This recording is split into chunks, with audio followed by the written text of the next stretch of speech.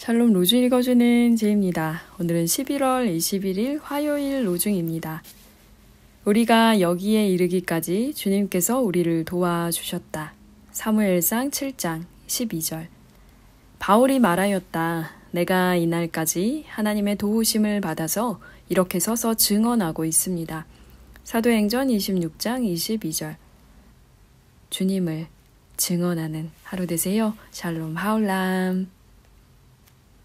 신약 성경에는 여러 명의 헤로드 왕이 나옵니다.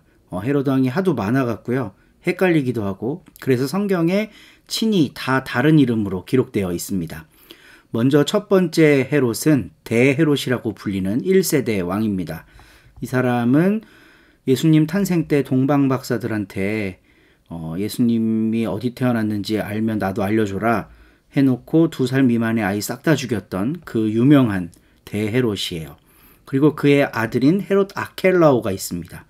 이 아켈라오는 이제 예수님의 아버지와 어머니가 이집트로 피신을 갔다가 다시 유대 땅으로 돌아올 때 아켈라오를 두려워해서 원래 출생지였던 베들레헴이 아니라 갈릴리 나사렛으로 가서 살았다.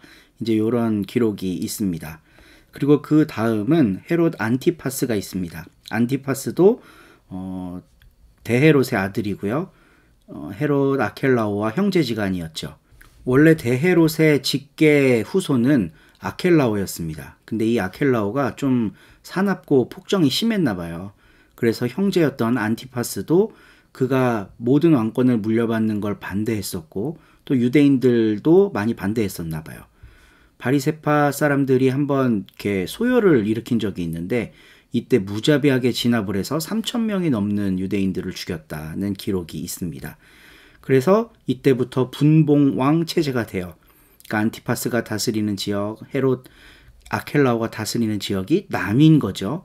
그리고 결국 로마에서도 이 아켈라오의 정통성을 인정하지 않아서 로마에 의해 폐위가 되고 갈리아 지방, 그러니까 지금의 프랑스 지방으로 유배돼서 그곳에서 죽었다라는 기록이 있습니다. 그리고 아켈라오가 다스리던 지역은 이제 로마의 속주 직할령이 되어서 이제 그곳에 총독을 직접 파견하는, 그러니까 예수님 당시에 본디오 빌라도 같은 총독이 그 땅에 있을 수 있었던 게 그런 배경이 되는 거죠.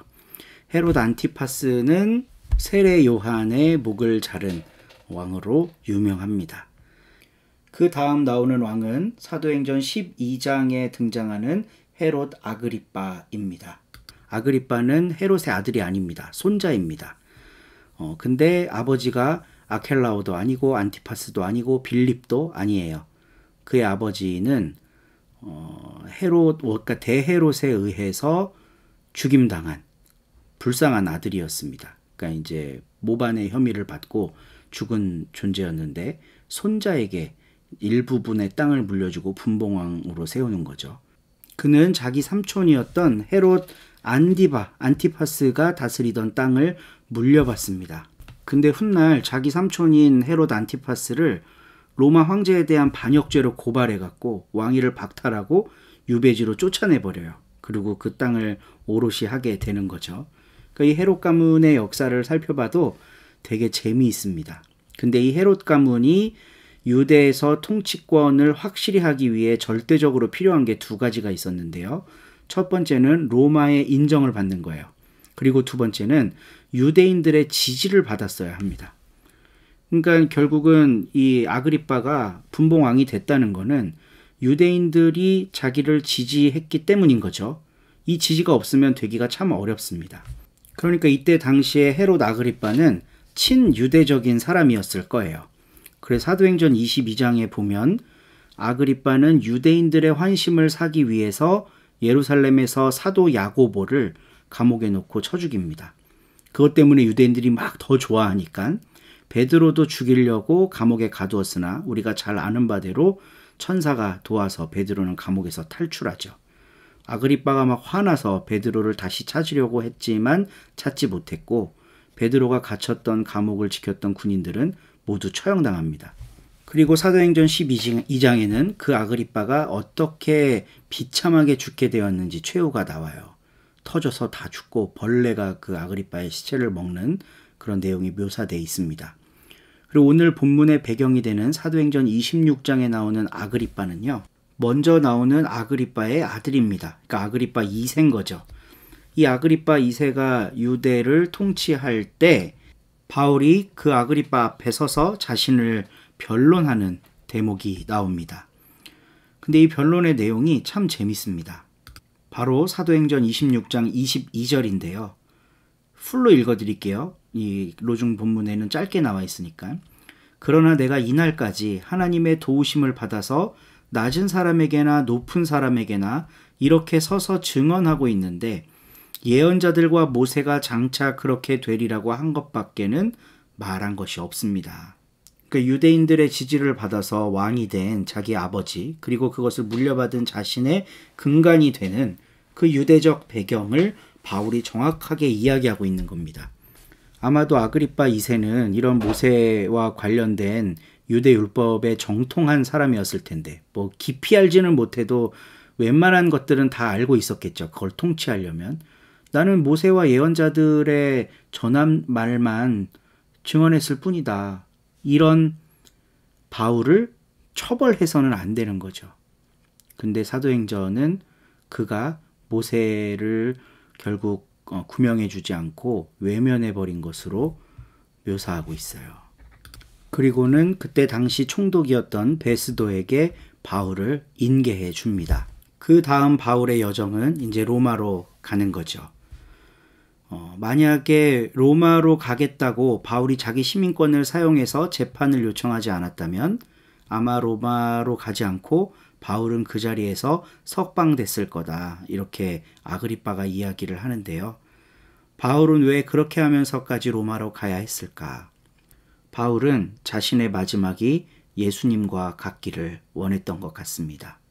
거기서 석방돼 버리면 로마에 가질 못하잖아요. 로마에서 복음을 전해야 되는데, 그러다가 예수님처럼 죽어야 되는데, 이 모든 과정이 다 하나님의 도우심을 받아서 된 거다라고 바울이 오늘 증언하고 있습니다.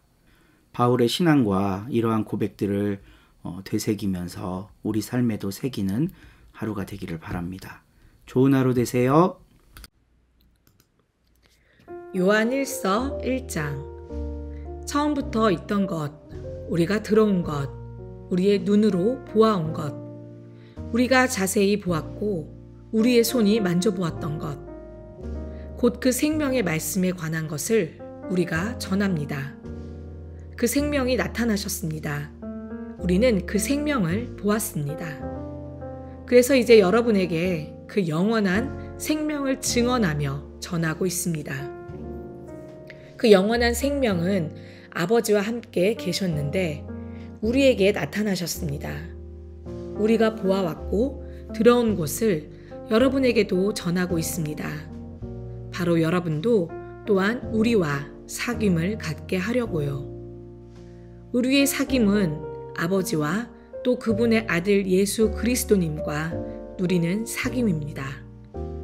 이런 것들을 우리가 직접 써 보냅니다. 우리의 기쁨이 가득해지도록요. 이것이 우리가 예수 그리스도님에게서 들어서 여러분에게 전하는 소식입니다. 곧 하나님은 빛이시오, 어둠이 그분 안에 전혀 없다는 것입니다. 우리가 하나님과 사귐을 갖고 있다고 말하면서 어둠 가운데 걸어간다면 우리는 거짓말을 하고 있는 것입니다.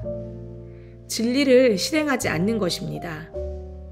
하나님이 친히 빛 가운데 계신 것처럼 우리가 빛 가운데 걸어가고 있다면 우리는 서로 사귐을 갖고 있는 것입니다.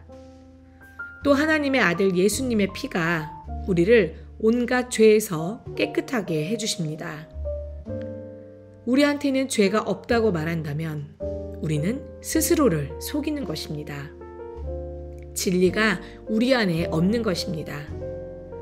우리가 우리 죄를 털어놓는다면 하나님은 신실하고 의로운 분이셔서 우리 죄들을 용서해 주실 것입니다. 또한 우리를 온갖 불의에서 깨끗하게 해주실 것입니다. 우리가 죄짓지 않았다고 말한다면 우리는 하나님을 거짓말쟁이로 만드는 것입니다. 하나님의 말씀이 우리 안에 없는 것입니다. 아멘.